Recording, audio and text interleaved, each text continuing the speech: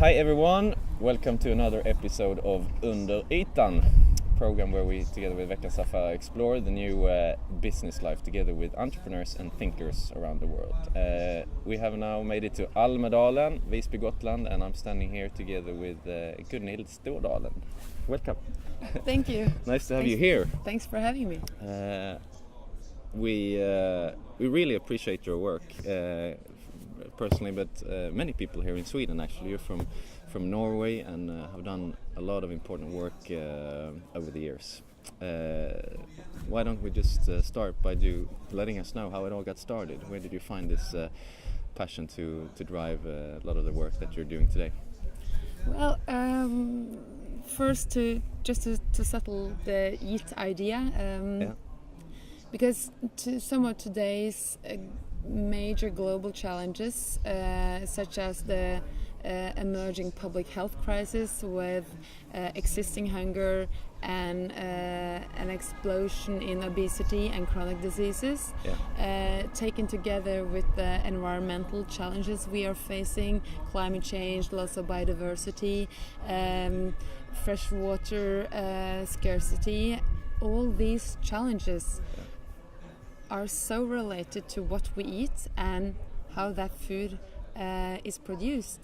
And until now, very little of these challenges have been seen as interconnected, which they really are.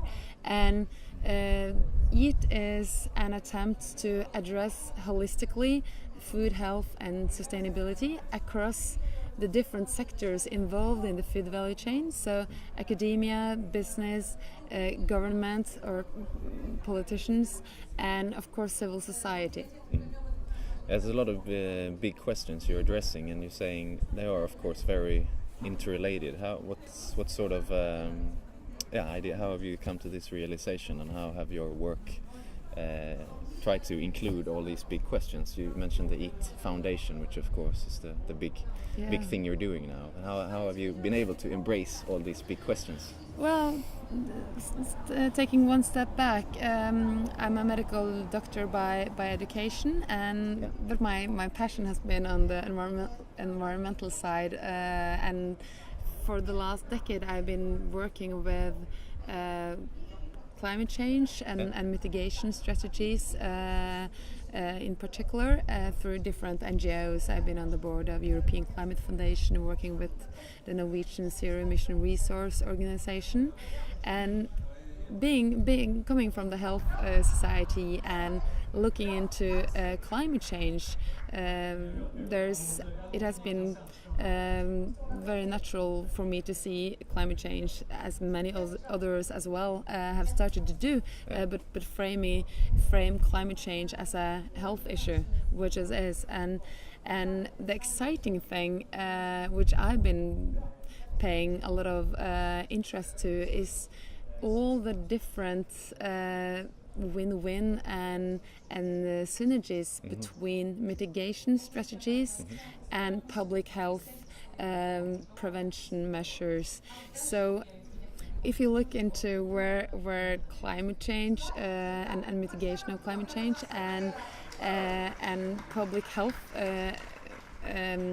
where they convene, it's basically three areas. It's the energy sector, it's cities, and it's food.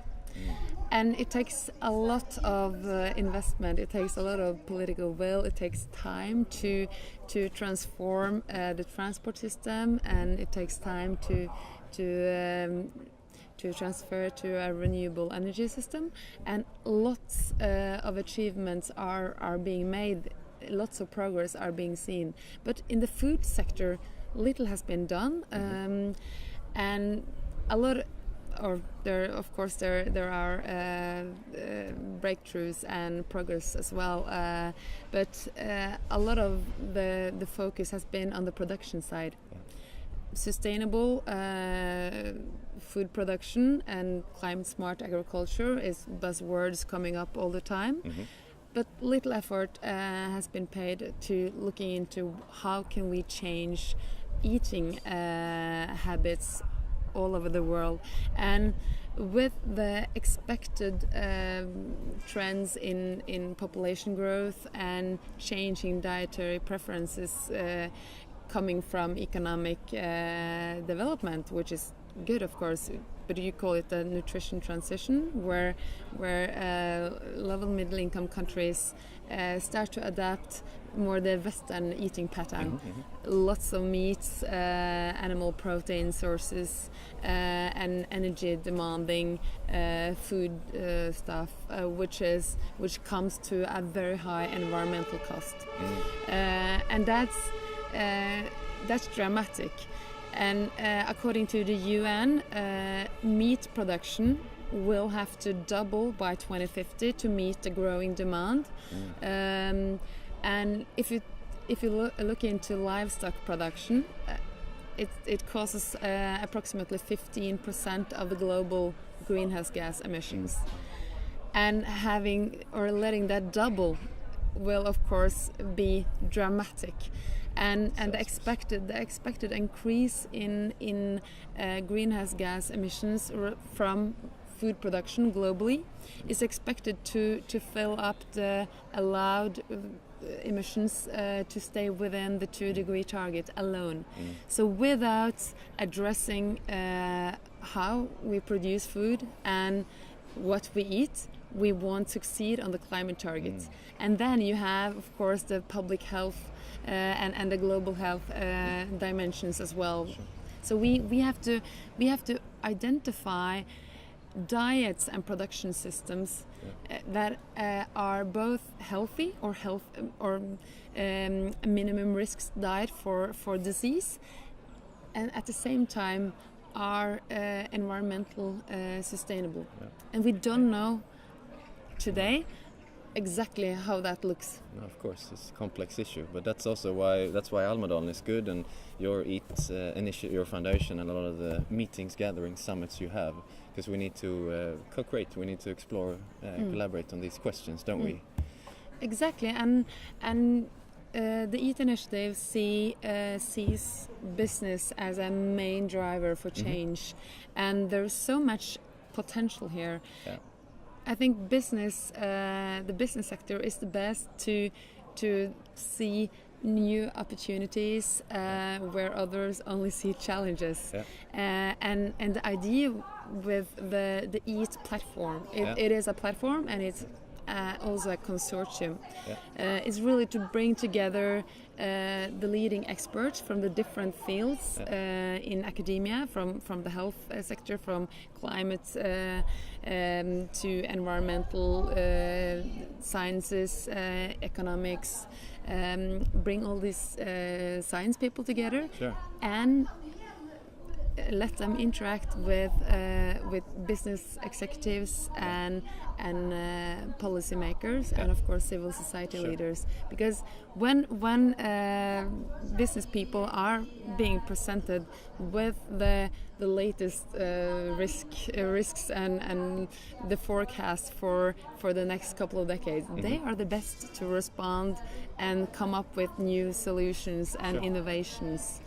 So, but of course we need a regulation from the policymakers as well, and what we have been talking about here today. Yeah, of course. How is it, 'cause I think that's such an important balance, if you will, to come up with the right sort of policies and ideas and frameworks, but actually putting into practice the whole thinking and doing balance. How do you do that? I mean, with your platform, and how can you actually mitigate or accelerate the things that you want to realize? Well, in the case of the EAT initiative, first of all, we need more interdisciplinary science, and we need to identify the synergies, but also the trade-offs between health and environmental agendas when it comes to food and diets and production systems.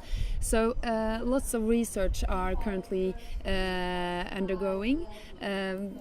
One midterm goal for the EAT initiative is to come up with practical, relevant guidelines for consumers, but also for industry on healthy and sustainable diets and production systems. But before you can do that, you need metrics. Currently, you cannot say what is healthy and sustainable diets because you don't have the metrics available. So we are kicking off a big project now with Institute of Health Metrics and Evaluation in Washington, Harvard School of Public Health, Karolinska Institute, Stockholm Resilience Center. So lots of research are being undertaken. Then we are working closely with the business partners on, for example, how they can develop their business strategies based on these type of knowledge and the holistic approach. So Nordic Choice Hotels, for example, are these hotels are now currently working with researchers from Cornell University, Food and Brand Lab, on different measures to help the hotel guests make better choices on buffets. Less meat, more plant-based, further down in the food value chain. So this is examples. We need to help people make good decisions. Exactly, and then we have the annual Eat Forum in Stockholm at the beginning of this month. But then we have lots of different events going throughout the year in different regions, and we will now do one important event during the high-level week, the UN General Assembly in September. And one concrete proposal we are making together with the Sustainable Development Solution Network, Jeffrey Sachs, and also one of our partners, CGR Consortium, is a set of indicators to feed into the sustainable development goals, and because somehow some are vague, how you measure achievements and progress is not totally clear. So, and in particular in the complex field of food and nutrition and agriculture, aquaculture, so on. Fantastic. 2 more questions before we round off. We could probably talk for hours, but we'll stick to 2 questions. Something about Scandinavia, after all. I mean, you're from Norway and we're here in Sweden. This feels like we're onto something. We have something here in Scandinavia. I think that's beautiful, and that hopefully can send a message to the rest of the world about caring about these things, but being again pro business, like you talk about. What is I just wanted to hear your thoughts on sort of. You mentioned Jeffrey Sachs in the United States. You wanted some compliments about about Sweden. No, about Scandinavia. but I have some. Yeah, but first of all, Sweden. It's. I mean, I'm a Norwegian, and the Eat Forum is organized in Stockholm. Sweden is a very interesting country from abroad. It was ranked as the most sustainable country in the world. People, even Norwegians, look to Sweden and look how you are decoupling economic growth from greenhouse gas emissions. You are leaders on sustainability in so many ways. So, and you have Stockholm Resilience Center, which is kind of a gravitation field of resilience thinking and research. So that was it was just an obvious place to host a forum. But then having traveled around the world and putting together all these partners, we have almost 70 partners now, and we are working with Harvard, Cornell, Berkeley, UCL, New York Academy of Science, and CGR, and so on. Everybody says that, well, the Scandinavian model is worth paying attention to, because you in Scandinavia, you are more sustainable. You have these developed democratic systems, and so I think there is a unique opportunity for Norway and Sweden to take lead on a much more aggressive focus on prevention and mitigation and holistic thinking around climate, environmental sustainability and public health, and really we can export some models that works, and we have an opportunity to also make changes and measurable results in our own countries. So that's kind of Yeah, there's something there, isn't Yeah, there? it is. It is. Final question. It's a small tradition in these talks. It's 2015. We're here in windy but sunny and nice Visby.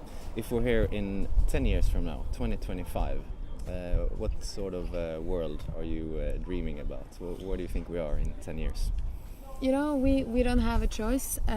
We live in a sustainable society where you have, I mean, the system or the default of society has changed. Today it's much easier to end up being fat, sick and depressed because the default is really is wrong. So in 10 years time we have been able to change the system, to change the default, so the most sustainable and healthy choices are the most available, economically affordable and reasonable to make for us as consumers, and I think we have come a long way forward in also to see holistically about challenges such as the food issue, and we are really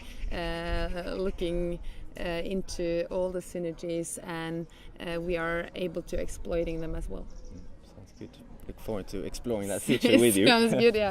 Let's make sure we end up there. That's the plan.